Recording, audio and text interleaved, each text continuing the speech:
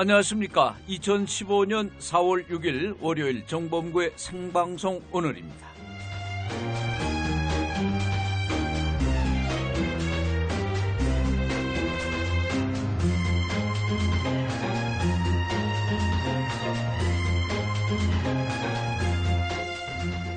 네, 또다시 한 주가 시작됐는데요. 어제 오늘 급식비를 둘러싼 논란이 인터넷 공간을 떠들썩하게 하고 있습니다. 이 경상남도의 무상급식 중단이 논란을 불러일으키는 가운데 서울 지역 한 사립고등학교죠. 사립고등학교 교감이 급식비를 못 낸 학생들을 불러내서 공개적으로 망신을 준 사건이 그 하나이고요. 두 번째는 경상남도 이성의 도의원이 급식비 부담을 호소하는 학부모에게 문자할 돈으로 급식비나 내라. 또 어려서부터 공짜 좋아하면 안 된다는 요지의 문자를 보낸 사실이 밝혀져 학부모들의 분노를 사고 있다는 것입니다. 서울 충암고등학교의 김아무개 교감은 급식비를 내지 못한 학생들한테 내일부터 학교 오지 마라. 너 같은 애들 때문에 다른 아이들이 피해를 본다. 따위의 막말을 한 것으로 전해졌습니다. 교육자가 맞나 하는 생각이 들 정도로 비열하고도 잔인한 말인데요. 그런가 하면 공짜 좋아하면 안 된다고 했다는 경상남도 도의원은 작년에 도민들이 낸 세금으로 독일로 외유성 연수를 다녀온 것으로 밝혀져 그건 공짜 여행 아니었냐는 비난까지 자초하고 있습니다.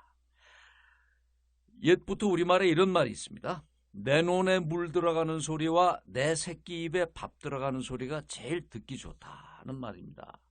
제발 먹는 것 같고 치사하게 굴지 맙시다. 좀. 잠시 후 지지부진한 노사정 논의부터 알아보겠습니다.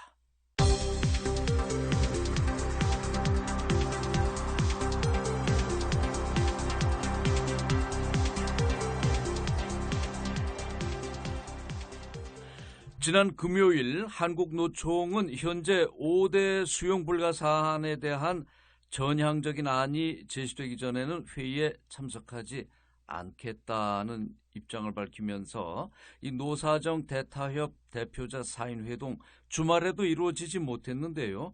자, 오늘 이 문제 한국노동조합 총연맹 정문주 정책본부장 연결해서 이야기 나눠보겠습니다. 정문주 본부장님. 예, 안녕하세요. 안녕하세요. 네. 이게 지금 노사정 대타협이 지금 이제 한국노총이 일단 현 단계에서 별 진전이 없으면 대화를 더 해서 안 하겠다 이런 입장을 밝히고 나와 있는데 그 협상이 깨진 건가요? 아직 결렬됐다고 보기는 어렵습니다. 네. 지난주 목요일까지 그 회의가 있었고요. 예. 계속해서 이제 정부가 전향적인 안을 제시하는 것이 아니라 예. 노동자들의 해고를 쉽게 하고 근로조건을 일방적으로 변경 가능한 내용들을 주장하고 있었기 때문에 네. 진전이 이루어지지 못했고요. 예. 그 결과 협상을 잠정 중단한 상태입니다.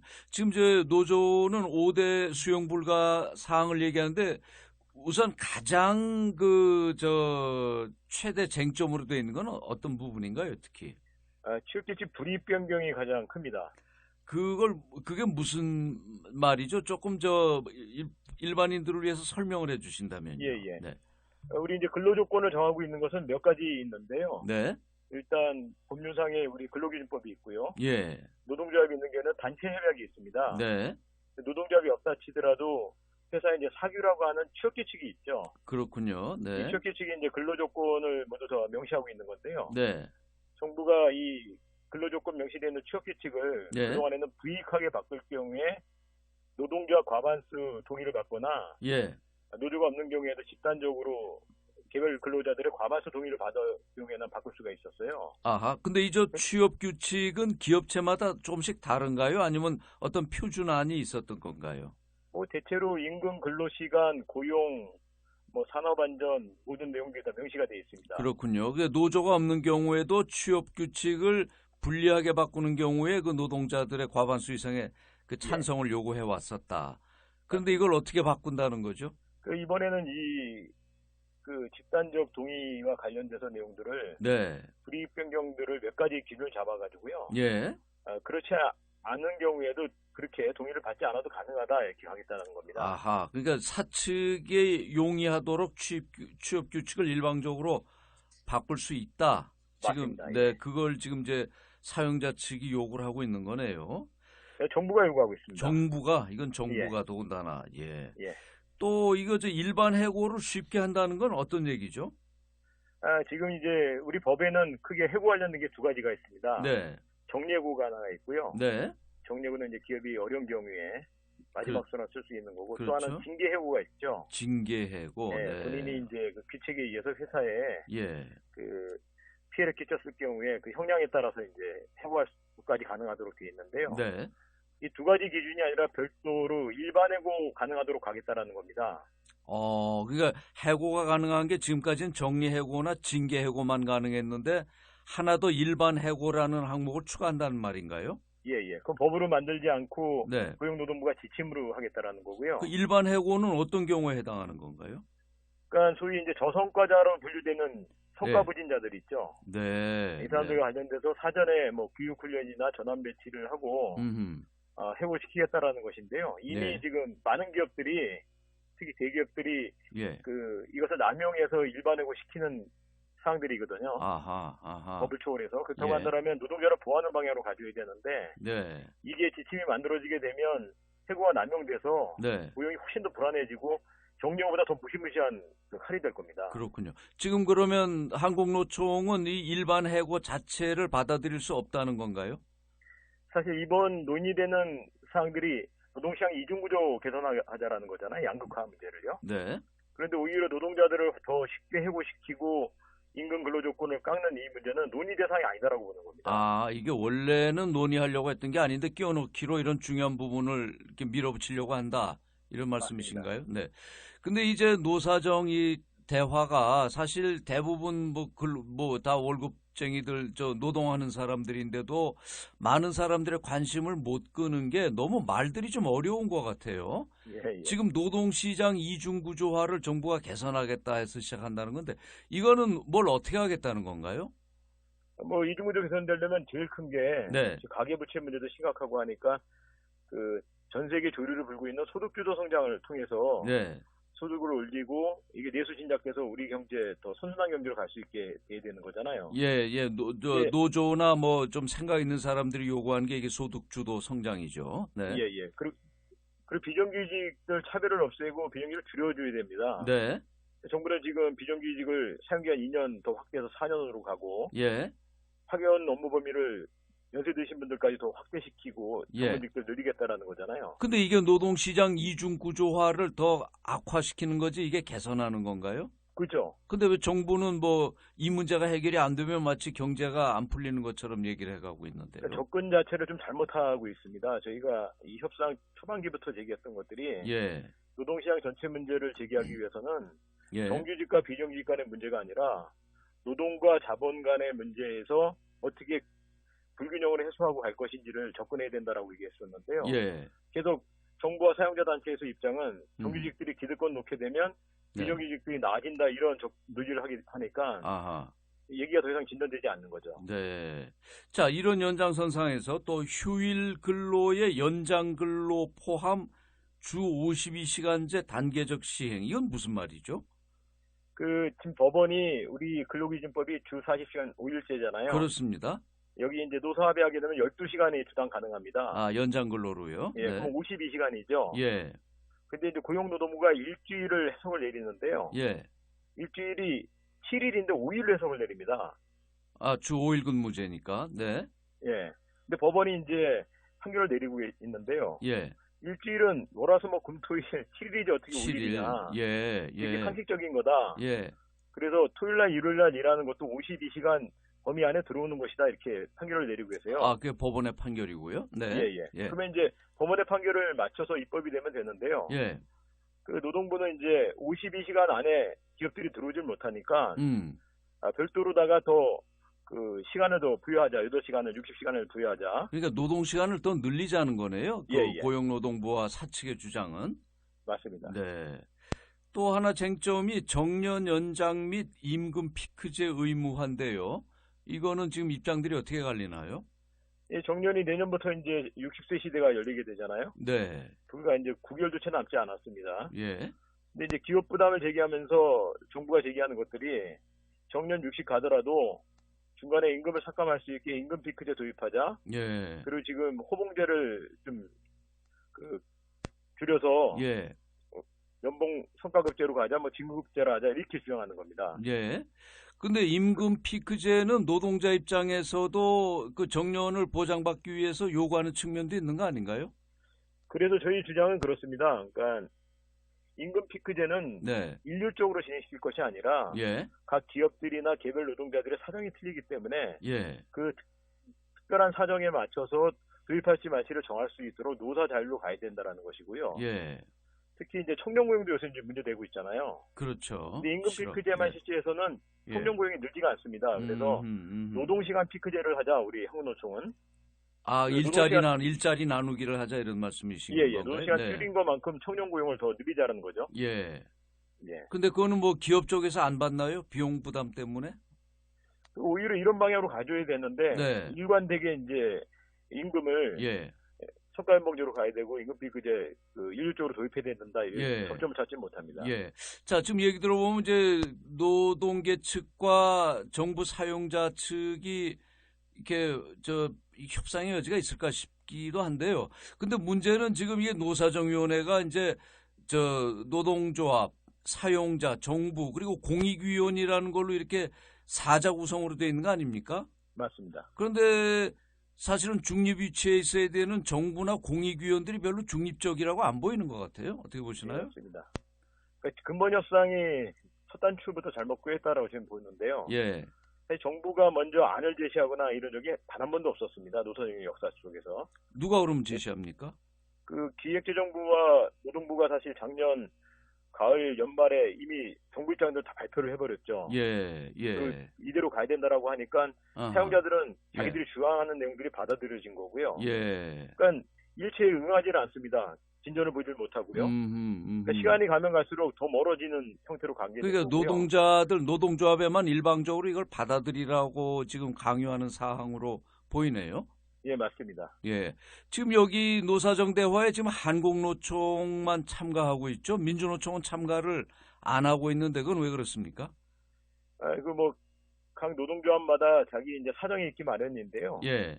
그 민주노총은 어쨌든 요 진행 과정에서 민주노총 위원장 선거가 좀 있었고, 예. 또 하나는 그동안의 노사정위원회 협상을 통해서 네. 개선되기보다는 노동 조건이 후퇴되고 음흠. 문제가 많이 됐었다. 예. 뭐 이렇게 판단하시니까 협상에 응하지 않았던 겁니다. 예. 민주노총 입장에서는 노동조합이 노사정위원회 들어가서 괜히 들러리 쓰는 거 아니냐 이런 불신이 강한 것 같아요. 예. 자, 지금 정문주 본부장님, 이게 원래 노사정 대타협이 3월 말까지 끝을 보기로 했던 사안 아닙니까? 예, 그렇습니다. 근데 이게 앞으로 뭐 타결 전망이 보여요? 지금 날짜가 뭐 한없이 가고 있는데요. 예. 이게 뭐 계속 지연돼서는 안 될 문제라고 저희도 보고 있고요. 예. 문제는 오늘 뭐 대통령께서 아침에 또 얘기를 하셨는데 노동개혁 문제하고 공무원연금 문제는 뭐 아주 단호한 입장을 말씀하셨어요. 단호한 입장이라는 게 이제 아까 사용자 정부 입장을 하는 거겠죠. 네. 뭐 그런 걸 봐서는 정부가 뭐 전향적인 입장을 제시하기 굉장히 어려울 것으로 보여지고요. 예. 또 한국노총도 계속 지금 협상을 진행할 수는 없습니다. 예. 네, 귀중한 시간들을 소비할 수 없고요. 예. 또 정부가 또 일방적으로 법규 정도 아니라 가이드라인 지침을 가겠다라는 거기 때문에 우리는 또 그것을 막아야 되기 때문에 예. 또 다른 협상이 아닌 다른 문제로 문제를 풀기 위해서 준비를 해야 될 것 같습니다. 다른 수단이라면 뭐 파업 같은 것도 고려하신다는 건가요? 원래 노동조합이라는 게 네. 협상 교섭이 주가 되긴 하지만요. 예. 문제가 해결되지 않으면 뭐 단체 행동할 수밖에 없는 거 아니겠어요? 예. 뭐 그 정도로 상황을 조금 비관적으로 보시는 것 같네요. 예. 네, 정문주 본부장님 오늘 말씀 고맙습니다. 예, 감사합니다. 네. 자, 노동시장 이중구조화 문제를 개선하기 위해서 명분상 그렇습니다. 그렇게 하자고 해서 시작됐던 노사정 대화가 노총의 입장에서는 사용자와 정부가 일방적으로 노동자들에게 희생과 양보를 강요하고 있다. 지금 이런 불신을 갖고 협상이 지금 현재 잠정 결렬되어 있는 상태인데요. 주요 쟁점들이 무엇인지 한국노동조합 총연맹 정문주 정책본부장으로부터 들어봤습니다.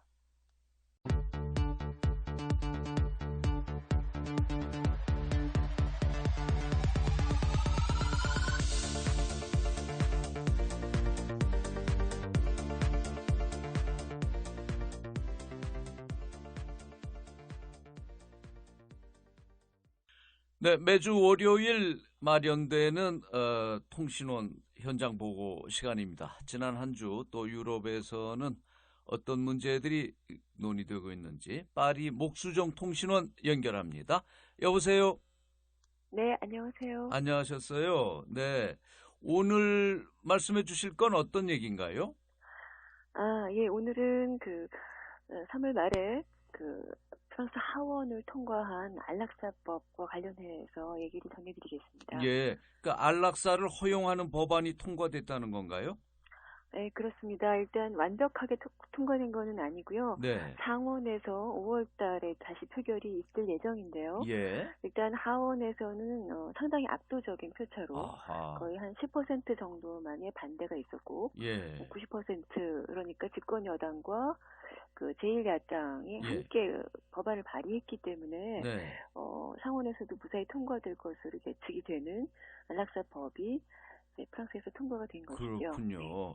지금 유럽에서 안락사를 법적으로 허용하는 나라들이 있나요? 예, 이미 네덜란드에서 먼저 했고요. 예. 그리고 룩셈부르크, 벨기에, 그리고 스위스 이렇게 네 아하. 나라가 이미 안락사를 허용하고 있는 상황이었습니다. 그러면 프랑스가 만약에 상원에서도 통과되면 다섯 번째로 유럽에서 이걸 그렇습니다. 허용하는 나라가 되는군요. 그 안락사 논쟁은 모든 나라에서 다 문제가 되고 있는데 이번에 특별히 프랑스에서 이렇게 안락사 법안이 하원을 통과하게 된 그런 뭐 배경이 된 사회적 사건이 있었나요? 일단 2005년에요. 네. 존엄사라고 우리가 막 얘기하는 어, 사람을 적극적으로 의사가 개입해서 죽도록 유도하는 그것이 아니라 네. 말기 상태에 있는 환자가 치료를 중단할 것을 요구할 때 네. 의사가 그걸 중단해야 할 수 있는 그 권리가 법적으로 허락이 됐습니다. 존엄사는 그리고, 이미 2005년에 그렇죠. 프랑스에서 그렇죠. 네, 이런 역사가 있었군요. 네. 네. 그리고 2012년에 이제 대선이 있을 때요. 네. 사회당 후보였던 현재 대통령인 올랑드가 안락사를 허용하는 법안을 공약으로 내걸었어요. 아하. 예. 네. 근데 공약으로 내걸었다고 다 하는 건 아니죠. 물론이죠. 그런데 네. 예. 근데 2013년에 어떤 일이 있었냐면은 86살 동갑인 노부부가 두 사람 다 뭐 경제학자이고 작가이고 사회적으로 저명한 인텔리들인데 네. 네. 안락사의 합법화를 요구하는 유서를 남기고 아하. 시내에 있는 큰 호텔에서 자살을 했습니다. 네. 네, 그 사람들이 정말 둘이 사랑했고 그리고 우리의 삶이 마지막 순간까지 우리가 누군가에게 의존하지 않고 수하지 않게 끝내기를 바란다. 네. 그리고 이것을 허용하지 않는 정부를 강력하게 비난하면서 자손들에게 이 부분에 대한 법정 투쟁을 해달라 이런 유서를 남겼는데 아하. 이게 굉장히 큰 반향을 일으켰죠. 예, 프랑스 사회에. 그래서 이제 네. 올랑드 대통령이 다시 한번 자신의 공약을 확인했고 법제화가 바로 진행이 됐습니다. 그렇군요. 정리 한번 해보죠. 이미 프랑스에서 존엄사, 그러니까 무의미한 그 연장 치료, 연명 치료는 안 할 수 있는 존엄사는 2005년에 이미 법제화가 됐다. 그런데 네. 이제 그런 그 심각한 질병이 아니라도 안락사, 더 이상 자기 삶에 대해서 이제 무의미하다, 뭐 이유는 여러 가지가 있겠습니다만 이제 이걸 허용해 달라는 건데요. 아닙니다. 사실은 이번에 통과된 것도요. 예.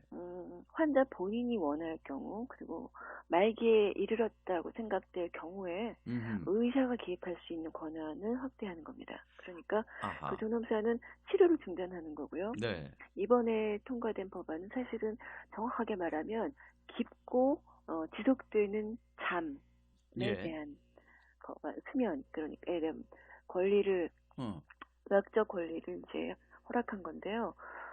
좀 설명 안락사는 필요한데요. 일반적으로 예. 네. 즉각적인 어떤 주사를 투입해서 죽이는 겁니다. 근데 이거는 예. 일종의 안정제를 주사로 투여해서 깊은 잠에 빠지게 해서 그 잠이 죽음으로 이어지게 하는 고통스럽지 않은 죽음을 허락하는 조금 더 평화로운 방법이 법안으로 예. 글쎄 이제 그건 지금 이제 죽음에 이르는 방법을 뭐 편안하게 한다는 방법에 관한 문제고요.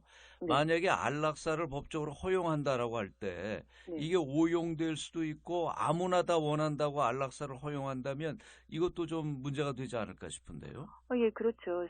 그래서 찬반 논리가 이제 팽팽하게 과거엔 맞섰던 거고, 예, 이번에는 사실 96%에 해당하는 압도적인 그 프랑스인들이 찬성을 했는데, 네, 그래도 반대 목소리가 없었던 것은 아닙니다. 집회도 있었고요. 예, 주로 이제 카톨릭계에서, 음, 인간의 생명을 인간 스스로 결정할 수 없다라는 그런 논리와 음, 말씀하신 남용될 소지가 분명히 있다. 아, 네, 그런 우려가 있었는데 예, 그것을 막기 위해서 이렇게 환자가 어, 치료 중단을 요구할 수 있는 권리를 이미 사전에 피력했거나 예, 아니면 본인 스스로가 이제 어, 이 안락사를 요구하는 음. 할 때 그때 이제 될 수 있는 것으로 되어 있습니다. 지금 이 법은 가족들이 원한다고 해서 되는 그런 방식으로는 되어 있지 아, 않습니다. 본인이 원하는 네, 경우에 본인이 원할 한해서 때. 엄격하게 네. 이걸 근데 이제 하는군요. 말기에 이른 경우에 본인이 의사를 피력할 수 음. 없는 상황인 경우가 있잖아요. 그렇죠. 네. 네. 그런 경우에는, 미리 자기 상태가 안 좋아지고 있을 때, 음. 치료 중단을, 나는 그때 원하겠다라는 걸 미리 얘기해야 됩니다. 네, 네, 네. 네, 그러면은 음. 허락이 됩니다. 아, 이것도 이제 그렇군요. 남용의 소지가 분명히 있을 것을 예측한 네. 법적인 조처이죠. 네. 그 아무르라는 그 프랑스 영화가 있지 않았습니까? 네, 맞습니다. 보셨나요? 네네. 네. 그 치매 노부부 그러니까 이제 부인이 치매에 걸린 경우죠. 남편이 이제 간병을 하다가 결국 마지막에는 이제 부인을 위해서 부인을 이렇게 이제 뭐 안락사 시키는 거죠. 그렇죠. 그런 장면인데 그게 현행 프랑스에서는 현행법으로는 불법이었겠군요. 그러면. 당연히 그건 사례라고 할 수 있죠. 네. 그런데 그것이 사랑에서 비롯한 음. 어, 어떤 그 남편에 의한 안락사였던 예. 거잖아요. 예. 그리고 영화에서 어, 그 행위가 사실 커다란 공감대를 얻었고 아하. 영화가 예. 흥행도 정말 크게 성공했고 예. 그것이 그 영화의 성공과 그 영화가 사람들에게 미친 영향이 사실은 이러한 여론을 조성시키는 데에도 음. 예, 기여한 것이 분명합니다. 예. 그 아무르라는 영화 자체는 그러면 당시 그 프랑스 사회에서 많은 지지를 받았던 건가요? 맞습니다. 예. 네. 그리고 뭐 영화제에서도 큰 상을 예, 탔고요. 예. 그래서 이제 영화를 보시지 않은 우리 청취자를 위해서 잠깐 설명드린다면 그 부부도 이제 소위 이제 교수고 화가고 네. 그 정신노동에 종사해왔던 인테리 그렇죠. 부부였는데 부인이 점점 이제 치매가 심해지면서 그 치매 걸린 분들이 이제 그 망가져가는 거를 남편도 힘들지만 아마 이제 부인의 입장에서 생각해 봤을 때 부인도 그걸 원하지 않았을 것이다라고 그 네. 남편은 네. 판단한 것 같은데요. 어쨌든 그런데 네. 이번에 그 안락사 법안이 통과될 때 아까 말씀 들어보면 그 보수 우파 정당들도 꽤 그 찬성표를 던졌다는 거 아닙니까? 예. 찬성표를 던졌을 뿐만 아니라 네, 법안을 예. 우파와 좌파가 같이 마련했습니다. 아, 그런데 그리고 이제 녹색당은 네, 네, 기권을 했고. 그랬군요. 오히려 녹색당이 기권을 했어요. 개인의 네, 자유를 존중한다는 축일 텐데. 뭐 그런 의미기보다는 이 법안의 방식을 좀 더 다르게 했었어야 한다 이런 의견을 내보인 것으로 예. 알고 있습니다. 그 제가 이제 우파가 찬성했다는 거를 질문하는 것은 음, 여전히 안락사를 반대하는 주요 세력은 이제 캐톨릭 아니겠습니까? 또 그렇습니다. 교황도 안락사는 그 하나님의 네, 그걸 절대적으로 예, 반대하고 계시죠. 예, 네. 저 섭리 어긋나는 거라고 반대하는데 근데 어떻게 그런 보수 카톨릭의 표를 의식해야 되는 보수 정당들이 찬성표를 던졌을까요? 네, 좀 의아한 일이긴 한데요. 예. 그래서 이제 여기에 적극적으로 개입해서 어차피 여론이 너무나 압도적으로 그것을 원하니까 예. 자기네들이 개입해서 좀 덜 자극적인 방법. 그러니까 프랑스에서는 안락사라는 표현은 지금 우리말로 예. 번역이 되면서 그게 결과적으로 그 안락사에 해당하는 거지만 안락사라고 말하지 않고 깊은 잠 아하. 아하. 이렇게 피해가는 방식으로 법안을 어허. 만들게 한 기여를 한 것이죠. 예. 근데 뭐 프랑스가 지금 너무나 심각하게 고령화 사회이고 예. 여성인 경우에는 평균 연령이 85.5세입니다. 남자는 80세고요. 네. 근데 이게 평균 2050년에 평균 가면은 수명이. 여성은 네네. 91세. 네. 이게 이제 음흠. 의학에서 생명이 계속 연장이 되고 예. 그 노후의 삶이 항상 행복하지만 않다는 것을 이제 음흠. 많은 사람들이 공유하고 있기 때문에 네. 이 문제를 피해갈 수 없다라는 사실을 인정한 것이겠죠. 네. 그 안락사 또는 깊은 잠을 찬성하는 사람들의 논리를 보면 죽음도 결국 삶의 일부다. 그런 얘기를 하는 것 같아요. 그러니까 네. 죽음도 삶의 일부이기 때문에 삶의 주체인 자신이 선택할 수 있어야 된다. 이런 논지인 것 같던데요. 그렇죠. 또 하나는 이 프랑스 노인들이 상당히 독립적이고 네. 자립적인데 자식들에게 수하게 예. 무겁게 그렇게 짐이 되면서 예. 삶을 마감하고 싶어하지 않는 예. 그런 의지가 강합니다. 예. 그것도 이제 반영이 된 것 같습니다. 네. 그래요. 그 아무르라는 영화의 한 대목이 저도 지금 깊이 인상에 남는데요. 네. 부인을 간병하는 이제 아버지를 딸이 약간 이제 이렇게 책망하는 듯한 장면이 있어요. 아빠, 엄마를 딸은 이제 참- 쌀쌀맞게 아주 예, 나오죠. 그렇죠. 근데 네. 그때 아버지가 한 대사가 참 인상적이었습니다. 네가 그럼 엄마를 볼래? 결국 아무도 봐줄 수 없는 상황에서 그 참 홀로 남겨진 노인들, 특히 병 들고 요새는 이제 치매는 우리 사회에서, 한국 사회에서도 지금 심각한 문제가 되고 있는데요. 네, 파리의 이 안락사, 그쪽 말로는 깊은 잠, 이 법안, 이거를 그 인정하는 법안이 하원에서 통과됐다는 소식. 오늘 얘기 잘 들었습니다. 고맙습니다. 네. 안녕히 계십시오. 안녕히 계세요. 네. 예, 파리 목수정 통신원 연결해서 프랑스에서 진행되고 있는 이게 안락사 논쟁, 결국 법안이 지금 이제 통과가 됐다는 건데요. 이 얘기 나눠봤습니다.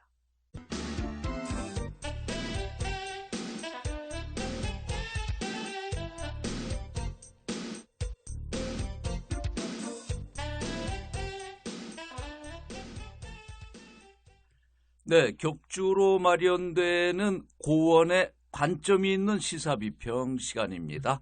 오늘도 서울과학기술대 고원 교수 자리 함께 하셨습니다. 어서 오십시오. 예, 안녕하십니까. 안녕하세요. 예. 요새 이제 뭐 4.29 보선을 앞두고 정치권들이 바쁜데 오늘은 이제 그 전에 이 선거구 획정 문제가 국회 정개특위에서 지금 논의되고 있지 않습니까? 예. 이제 이 문제를 좀 하나씩 짚어서 좀 설명을 해드리는 게 필요할 것 같아요. 오늘 왜 이렇게 버벅거리죠? 오랜만에 뵈니까 그런 것 같아요. 네. 우선 말이죠. 왜 이 선거구 획정 문제가 지금 나오게 됐나. 이게 이제 헌법재판소의 판결 때문일 텐데요. 이것부터 좀 설명을 해 주시겠습니까? 예, 헌법재판소가 판결을 통해서 기존의 선거구의 지역 선거구죠. 지역 네. 선거구의 인구 편차가 1대3. 인구 수로 하면은 11만에서 33만. 네. 이거였는데 헌재가 이제 판결을 통해서 예. 1대2로 조정하라. 예. 올 연말 2015년 12월 31일까지 무조건적으로 1대2로 조정하라. 예. 그러면은 인구 수로는 제가 뭐 정확한 수치는 아니지만 예. 약 14만에 가까운 그렇습니다. 숫자에서 27만여 뭐 이런 그렇습니다. 수준으로 조정되게 된 것이 예. 뭐 계기가 된 것 같습니다. 예. 이게 보니까 2014년 10월 30일 날 이제 헌재가 이 판정을 했는데 선관위가 여기 따라서 인구 측정을 해 보니까 하한선은 13만 8천 명에서 예. 상한선은 27만 7천 명이죠. 네, 그렇습니다. 예. 그러니까 그전에는 선거구 편차가 3대 1. 그러니까 도시권 같은 데서는 30만 명이 국회의원 하나를 뽑는데 뭐 지방 농촌에서는 10만 명이 한 명을 뽑기도 하고 이렇게 되니까 표의 등가성 문제가 이제 많이 네. 있었죠. 그런데 이거 헌재가 그때 판결할 때 나온 그 내용 중에 이런 표현이 있어요. 투표 가치의 평등은 국회의원의 지역 대표성보다 우선해야 된다. 제가 왜 이 말씀을 드리냐면 이 선거구 하한을 지금 13만 8천 명으로 하면 예를 들면 전라북도에 지금 무주, 진안, 장수, 임실 이게 그렇죠. 네 개 군이 그렇죠. 한 선거구로 돼 있는데 이게 굉장히 예, 클 수 있죠. 13만 8천이 안 되니까 그러면 예, 예. 어디 군을 하나 더 갖다 예. 붙여야 되는데 그럼 농촌 지역은 도대체 국회의원을 뭐 어떻게 가질 수 있냐? 여기 대해서 이제 헌재가 입장 얘기한 거 같죠. 그러니까 그 저 지역 대표성도 중요하지만 그렇죠. 그거보다 그 국민들의 그 대의 예, 그 예. 평등권이 더 예. 중요하다. 이제 그런 헌재의 판결일 텐데요. 사실상 이게 지금 국회 정개특위에서 농촌 출신 의원들은 이거 문제 제기를 하고 있는 것 같아요. 그렇습니다. 예. 근데 이건 고 박사는 어떻게 보세요? 자, 이게 국민들이 1인 1표인데 왜 도시에 사는 사람의 표는 3분의 1, 2분의 1밖에 안 되고 농촌은 그 2배씩 되느냐 이렇게 얘기할 수도 있지만 농촌 지역에 있는 사람들은 여기는 원체 인구가 그렇죠. 없는데요. 그러면 예. 우리는 그럼 우리 정치적으로 누구를 밀 수가 있냐 이런 고민인데요. 지역 대표성의 가치가 강조되면 주로 이제 도시보다는 농어촌이나 이제 지방에 이제 해당이 더 많이 될 텐데요. 예. 이제 그걸 헌재가 조정하라는 것인데, 그걸 조정하는 것이 어떤 정당성을 갖느냐는 이제 나라의 어떤 그 사회적 합의 상황, 예. 뭐 이런 거에 따라서 조금씩 달라질 수 있는 부분일 것 같은데요. 뭐 국제적으로 비교를 해보면 뭐 1대3, 1대2, 뭐 그 예. 이하의 뭐 나라들도 많기 때문에 이게 이제 사회적 합의가 된다면 충분히 가능할 수 있는 뭐 문제가 아닌가 봅니다. 어쨌든 이제 이 문제도 지금 국회에 이제 정치개혁 특위라는 게 만들어져서 이 선거구 문제를 논의하니까 국회는 또 이제 국회대로 어떤 안을 지금 내놓겠습니다만은 먼저 이제 짚어볼 건 그 헌법재판소가 현행 3대2를 2대1로 줄여라라고 한 다음에 중앙선거관리위원회가 이걸 받아서 안을 내놓지 않았습니까? 네. 그 선거구를 어떻게 바꿀 건가? 이게 근데 또 정치권에는 상당히 좀 충격인 것 같아요. 이 안을 좀 먼저 설명을 해 주시겠습니까? 지금 이제 선관위가 내놓은 안을 보면은 현재의 그 국회의원 정수 300명을 그 틀을 흔들지 않는 범위에서 네. 지역구 의원 수를 줄이고 비례를 지금 늘리자는 거 아닙니까? 네네. 그 지금 지역구가 246석인데 이걸 200석으로 줄이고 54석인 비례를 이제 100석으로 늘려서 비례대표성을 강화하자는 거 하나. 네.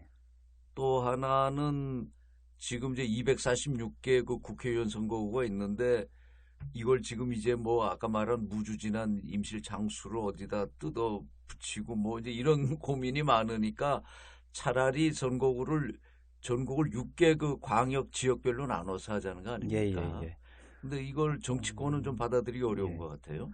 그러니까 이제 이게 선거구 획정 이전에 이제 선거제도 개선 문제거든요. 선거제도가 이제 어떻게 개선되느냐에 따라서 이제 그 다음에 선거구 획정 문제가 소위 선거구 획정위원회라는 것을 만들어 가지고 이제 논의를 해야 되겠죠. 예. 그래서 이제 선거구 획정 이전에 그 선거제도와 관련해서 중앙선관위에서 의견을 낸 것이거든요. 예. 그것에 이제 골자가 이제 국회의원 선거와 관련해서는 크게 이제 한 세 가지인데요. 하나는 이제 이 지역대 비례 의석의 비율을 조정한다. 지금은 246석 대 그렇죠. 54석 예. 뭐 이렇게 되지 않습니까? 이제 그걸 2대1로 조정을 하면은 이제 200대 100석으로 조정이 되는 거고요. 네. 굉장히 큰 변화죠. 그 다음에 이제 권역별 비례대표제를 도입하자. 그 다음에 석패율 제도를 도입하자. 이 세 가지가 골자입니다. 예. 그러니까 지금 이제 하나하나씩 좀 얘기를 해보면 우선 이제 그 국회 또는 현역 의원들이 반발하는 게 246명의 지역선출 국회의원이 있는데 이걸 지금 200명으로 줄이라고 그렇죠. 하면 예. 바로 자기들 밥그릇에 예. 이게 칼이 들어오는 건데 뭐 여야가 한 목소리인 것 같습니다. 그 받기 거기에 어렵죠. 대한, 그리고 또 이제 비례를 54석에서 이제 100석으로 늘려서 소수 정파도 이제 들어올 수 있도록 하자는 게 선관이 아닌데 이거는 대의상은 뭐 맞습니다만은 뭐 저도 이제 현실 정치에 참여해봤던 경험으로 보면 이거를 실행할 때 과연 그 비례대표 의원을 어떤 절차를 통해서 뽑느냐. 네네. 지금 우리나라 정당 구도에서는 정말 좋게 말해서 당 지도부, 그러니까 그 지도부의 그 자기 뭐 계파 이익이라든가 그런 그 정파적 이익에 따라서 비례대표 후보들이 선정되고 하는 거 아닙니까? 어떤 뭐 국민들이 참여할 수 있는 또는 당원들이 참여할 수 있는 구조가 아닌 게 그러니까 이런 구조를 그대로 두고 비례 의원 숫자만 늘린다고 그래서 이게 대표성이 확보되겠는가? 그렇습니다. 그런 문제도 있죠. 246개 지역구를 6개 그 광역으로 바꾼다는 데 대해서는 어떻게 생각하십니까? 뭐 그건 저는 뭐 긍정적으로 생각을 합니다. 일단 우리나라 현재의 국회의원 선거제도가 소위 이제 학술적인 용어로는 단순다수 소선거구제라고 하죠. 네.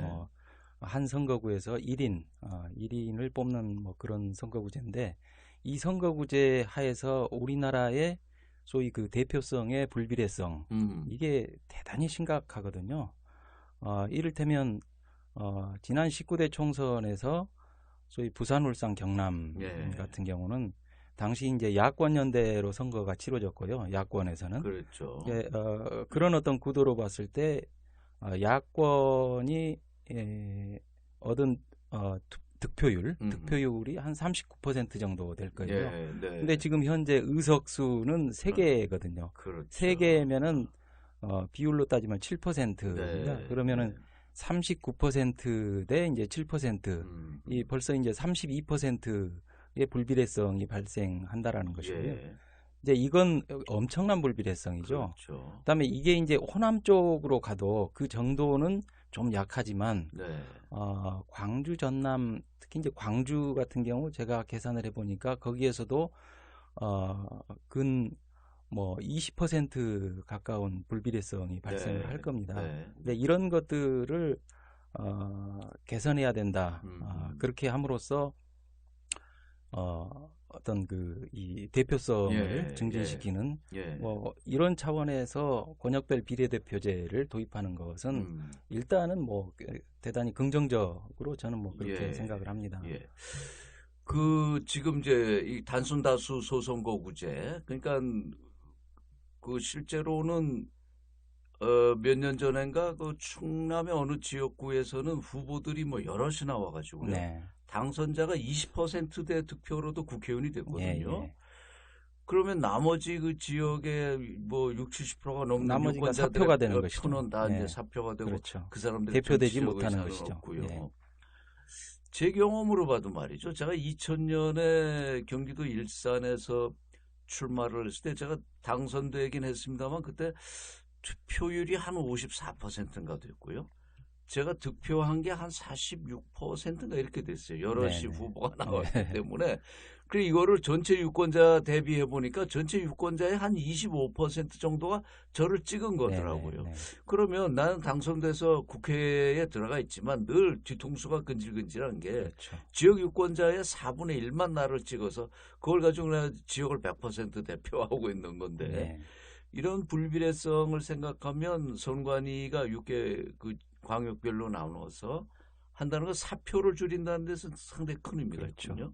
그리고 거기서 표현된 표를 이제 비례대표를 통해서 더 등가성을 높이고요. 특히 이제 영남과 호남 지역에서의 그 비례성을 보정하는 의미는 상당히 크죠. 그래서 지역주의를 완화시키는데 상당한 효과가 있어 보입니다. 고 박사님 아까 얘기하셨던 것처럼 부산, 울산, 경남에서 과거 전체적으로 하면 야당이 한 37%를 얻었지만 실제로 그 국회의원으로 대표된 건 한 7%밖에 안 됐다. 마찬가지로 지금 현재 새누리당도 현재 소선거구제에서는 뭐 호남에서 전혀 뭐 지난번에 뭐 이정현 의원이 거의 기적같이 당선이 됐지만 그러니까 선관위 안을 따른다면 영호남 이런 지역 독식 구도도 상당한 부분 깨질 수가 있는 거예요. 그렇습니다. 그런데 이제 우선 현역 의원들이 이 광역별 이 아무래도 선거제를 싫죠. 받아들일 가능성이 벌써 이제 있습니다. 뭐 여야 의원들 공이 지역구를 줄이는 문제에 대해서는 한 목소리로 그렇죠. 반대의 목소리를 강하게 내고 있죠. 그래서 이제 선관위에서 중앙선관위가 좀 세게 나오더라고요. 지금 자신들이 지금 내놓은 안에 대해서 우리가 지금 얘기를 했는데요.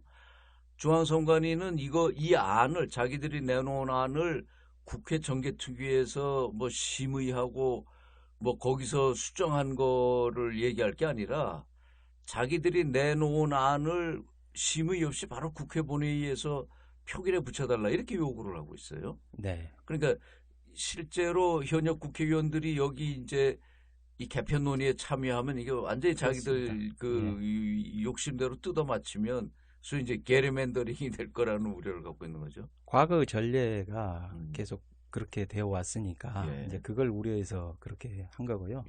일단은 뭐 엊그제 선거구 획정위와 관련해서 이제 그런 그 선관위에서 독립적인 기구와 혹은 그 독립적인 기구를 선관위 산하에 설치하는 걸 요구를 하고 있죠. 일단 뭐 선관위 산하에 설치하느냐 어디에 설치하느냐 이건 좀 검토의 여지가 있겠습니다만은 일단은 그 국회의원 현역 정치인들의 개입이나 입김이 작용하지 않도록 그렇게 해서 어떤 이 게리맨더링이 이제 발생하지 않도록 그 획정위원회를 독립적인 기구로 만드는 것은 뭐 절대적으로 필요한 부분이라고 봅니다. 과거에도 거의 매 국회 임기 때마다 이 선거구 획정 문제가 있었는데 과거에는 그 획정 자문기구죠. 자문기구. 국회의장의 자문기구로 활용을 해서 자문기구이기 때문에 이건 뭐 자문만 하는 것이지 결국 결정은 정치인들이 하는 것이죠. 그러니까 뭐 그 선거구 획정위원회가 기껏 좋은 안을 제시를 해도 그건 뭐 국회의원들이 정치인들이 그냥 바꿔버리면 되는 것이거든요. 이제 그런 문제가 계속 반복적으로 있어 왔기 때문에 이제 독립적 기구하자라는 의견이 나오는 것 같고요. 특히 뭐 아까 말씀하셨다시피 헌재 판결로 인해서 굉장히 큰 변동. 지금 뭐 1대2로 조정하면은 60여 개 선거구가 조정돼야 된다라는 거 아닙니까? 굉장히 큰 변동이 생기는 건데 큰 변동이 생기는 것만큼 이 이권, 이익을 둘러싼 어떤 그 갈등이나 쟁투 이게 이제 굉장히 심하게 벌어질 것이다라고 하는 것들은 뭐 불을 보듯 뻔한 거거든요. 그래서 이게 과거처럼 단순한 자문기구로서 존치시키면은 아주 최악의 게리맨더링이 발생할 수도 있다라는 우려인 것이죠. 그러면 지금 선관위 안으로는 이 선거구 획정위원회를 그 중앙선관위 산하 기구로 독립을 시켜서 여기서 나온 안을 이제 정치권에 주면 국회가 이제 그걸 뭐 입법을 하든 말든 이제 거기서 결정하는 그런 구조인가요? 이제 뭐 거기에 이제 좀 추가돼야 될 게요. 이게 이제 독립적인 기구화로 이제 하는 방안들은 뭐 여러 가지가 있을 수 있어요. 근데 중요한 것은 어떤 형태로 뭐 기구화를 하든 이 획정위원회에서 만든 안을 정치인들이 훼손시키지 않는다라고 하는 것들이 중요하거든요. 그 보장을 어떻게 할 수 있냐. 그래서 이게 선거구 획정위원회에서 제시한 의견이 그대로 입법화될 수는 없습니다. 왜냐하면은 이 입법권은 기본적으로 이제 국회의 고유 권한이기 때문에 그래서 결국 국회에서 의사결정 방망이를 두드려야 되는데 이제 내용을 수정하는데 국회의원들이 개입하게 되면은 이게 훼손이 되니까 획정위원회에서 의견을 제시하면은 거기에 대해서 국회에는 가부만 가지고 표결을 해라.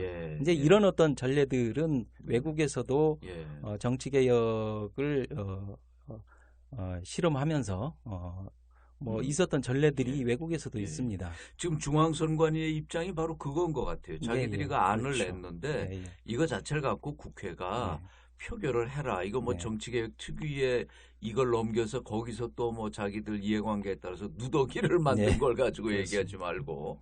자, 그런데 이제 정치권은 아무래도 논리가 궁색하니까 특히 야당 쪽에서는 선관위의 정치적 중립성을 믿을 수가 없다. 그래서 그 획정위원회를 선관위 산하에 두는 건 좀 문제가 있다. 이런 입장이 나오는 것 같아요. 글쎄, 그게 뭐 어떤 딱 설득력 있는 주장으로 들리지는 않습니다만, 그렇죠. 뭐 그러면 다른 방안을 강구해 볼 수도 있는 것이죠. 아예 어떤 독립적인 기구로 만드는, 아예 뭐 선관위 산하도 아니고 뭐 국회의장 산하도 아니고 독립적인 기구로 만드는 뭐 방안들을 찾아보면 있을 겁니다. 근데 이제 어쨌든 이 선관위가 내놓은 그 지역구 획정안이 이제 강력한 국회의원들의 반발을 불러일으키는 거는 지금 246석인 지역구를 지금 이제 200석으로 줄이자 그게 하는 데서 나오니까요. 일부 의원들은 이참에 의원 정수를 좀 늘려서 이 논의의 폭을 확대하자. 뭐 정의당 심상정 의원은 360석까지도 된다. 그 대신 이제 국회의원들이 지금 누리고 있는 기득권을 좀 많이 줄이고 오히려 정수를 좀 풀어서 이 문제를 풀자 하는 의견인데 고 박사님 보시기는 어떤가요?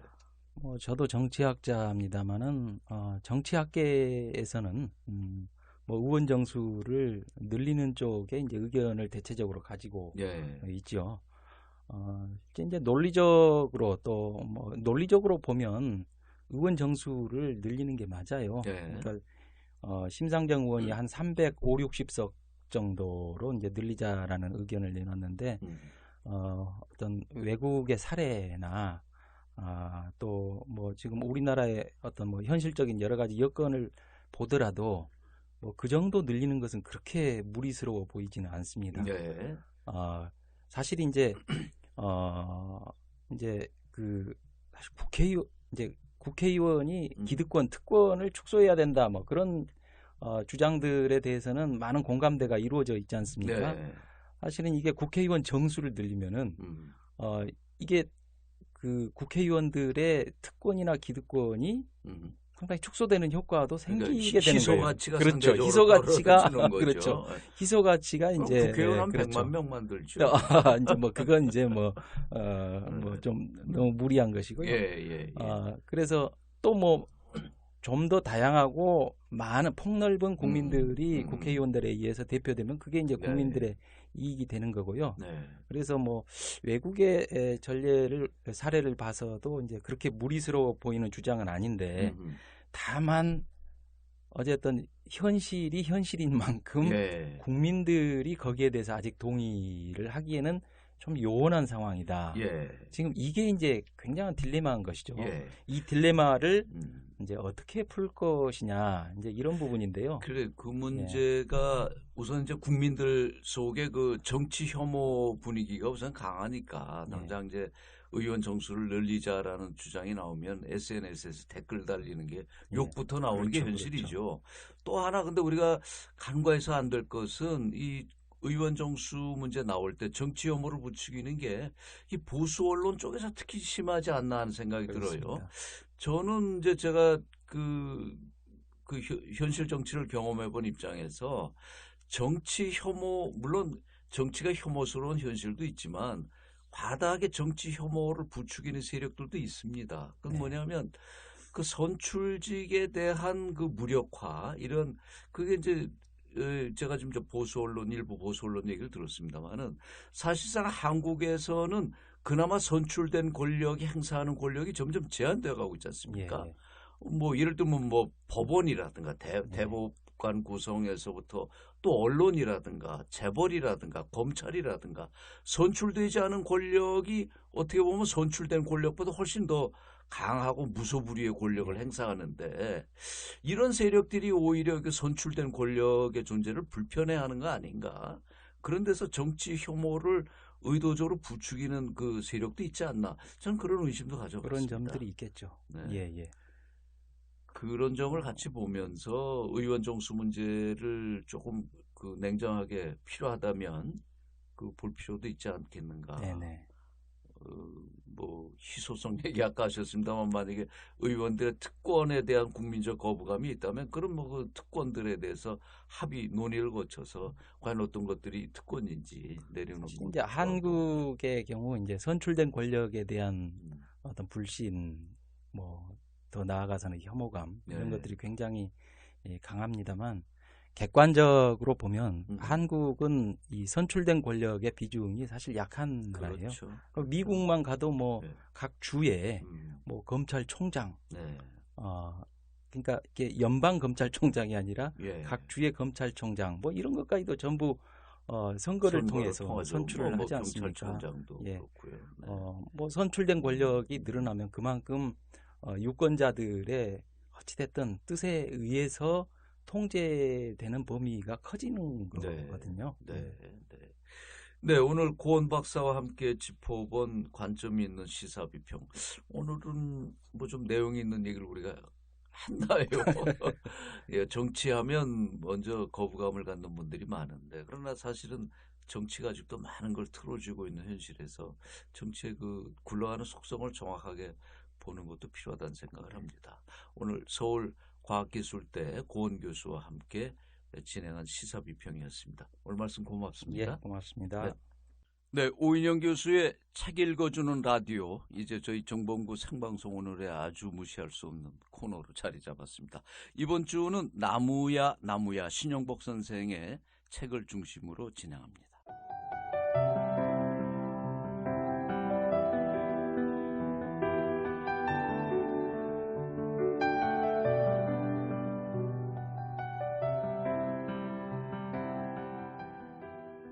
오늘은 신영복 선생님의 나무야라는 제목의 책에 담겨있는 에세이 한 편을 청취자 여러분과 함께 읽어보려 합니다. 비극은 그 아픔을 정직한 진실로 이끌어줍니다. 혼한설원의 무덤에서. 새벽 일찍이 난설원 허초이의 무덤을 찾아 나섰습니다. 경기도 광주군 초월면 지월리. 자욱한 새벽 안개 속을 물어물어 찾아왔습니다. 혼한설원의 무덤은 우리의 상투적이고 즉각적인 판단이나 신빙성이 있어 보이는 판단에서 한 발 물러나 그것들을 다시 바라보게 합니다. 당신이 힘들게 얻어낸 결론이 여성에게 가해지는 차별과 억압의 철폐는 사회의 근본적인 모순을 드러내는 일과 직접 맞물려 있다는 것이라면, 그리고 한 시대의 정점에 오르는 성취가 아니라 그 시대의 아픔에 얼마만큼 다가서고 있는가 하는 것이 그의 생애를 읽는 기준이 되어야 한다면 당신은 이곳에도 와야 합니다. 사랑했던 오라버니 허균의 유배와 죽음, 그리고 존경했던 스승 이달의 좌절, 동시대의 불행한 여성에 대하여 키워온 그녀의 연민과 애정, 남편의 방탕과 학대, 그리고 연이은 어린 남매의 죽음, 27의 짧은 삶으로 감당하기에는 너무나 육중한 것이었습니다. 사임당에 고아한 화조도에서는 단 한 점도 발견할 수 없었던 봉건적 질곡의 흔적이 난설원의 차가운 시비 곳곳에 점철되어 있었습니다. 개인의 진실이 그대로 역사의 진실이 될 수는 없습니다. 자연마저 인공적으로 만들어 놓음으로써 대리현실을 창조하는 문화 속에서 우리가 역사를 제대로 만날 수 있기는 갈수록 더욱 어렵다고 생각합니다. 뿐만 아니라 모든 가치가 해체되고 자신은 물론 자식과 남편마저 상품이라는 교환가치 형태로 갖도록 강요되는 것이 오늘의 실상이고 보면 아픔과 비극의 화신인 난설원이 설 자리를 마련하기는 불가능한 일일지도 모릅니다. 자기 시대를 고뇌했던 사람에 대한 평가는 그 시대가 청산되었는가 아닌가에 따라서 당연히 달라질 수밖에 없다는 당신의 말이 옳습니다. 역사의 진실은 항상 역사서의 둘째 권에서 다루어지기 때문입니다. 그러나 오죽헌을 들러 지얼리에 이르는 동안 적어도 내게는 우리가 역사의 다음 장을 살고 있다는 사실이 문득 의심스러워집니다. 시대의 모순을 비켜간 사람들이 화려하게 각광받고 있는 우리의 현재에 대한 당신의 실망을 기억합니다. 사임당과 율곡에 열중하는 오늘의 모정에 대한 당신의 절망을 기억합니다. 단단한 모든 것이 휘발되어 사라지고 디즈니랜드에 살고 있는 디오니소스처럼 즐거움을 주는 것만이 신격의 숭배를 받는 완강한 장벽 앞에서 작은 비극 하나에도 힘겨워하는 당신의 좌절을 기억합니다. 그러나 그렇기 때문에 당신은 이곳으로 오시기 바랍니다. 어린 남매의 무덤 앞에 냉수 떠놓고 소지 울려 넋을 부르며 밤마다 사이좋게 손잡고 놀라고 당부하던 허초이의 음성이 시비에 각인되어 있습니다. 완전히 새로운 감수성과 시대가 선포되고 과거와 함께 현재의 모순까지 묻혀져가는 오늘의 현실에 맞서서 진정한 인간적 고뇌를 형상화하는 작업보다 우리를 힘있게 지탱해주는 가치는 없다고 믿습니다. 연락은 그 기쁨을 타버린 채로 남기고 비극은 그 아픔을 정직한 진실로 이끌어준다던 당신의 약속을 당신은 이곳에서 지켜야 합니다.